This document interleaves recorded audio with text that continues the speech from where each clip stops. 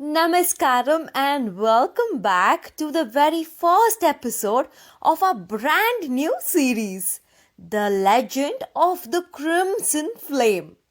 Have you ever wanted to tell someone you love them, but in thousand different wonderful ways? Today, we are going to learn about a time the entire universe did just that by creating the most magical song ever written. The story begins with the great Divine Mother herself. She saw everyone in the world with all their joys and their worries. Her heart was filled with so much love, like a giant warm ocean. She wanted everyone everywhere to be able to feel her love and her protection just like a cozy blanket whenever they need it.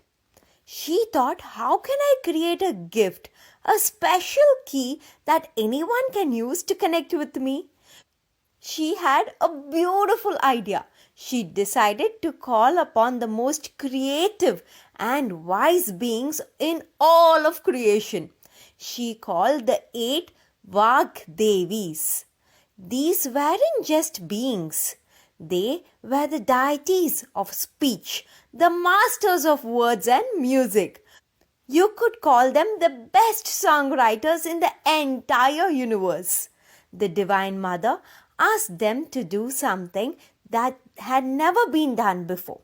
She asked them to write a song, a poem with 1,000 secret names that would describe her power, her kindness, and her love.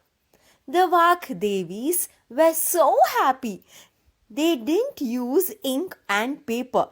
Instead, they gathered the most beautiful things in the universe. They took threads of pure starlight. They took the crimson color of the first sunrise. They took the feeling of warm and loving hug and the sound of the kindest words. With all this magic, they began to weave. They wove together 1,000 names, and each name was like a tiny spark of the Divine Mother's magic, filled with love and power. When they were finished, they had created a celestial poem, a divine song. This gift was called the Lalitha Sahasranamam. Sahasra means 1,000 and Namam means names. The 1,000 divine names. It wasn't written by any person.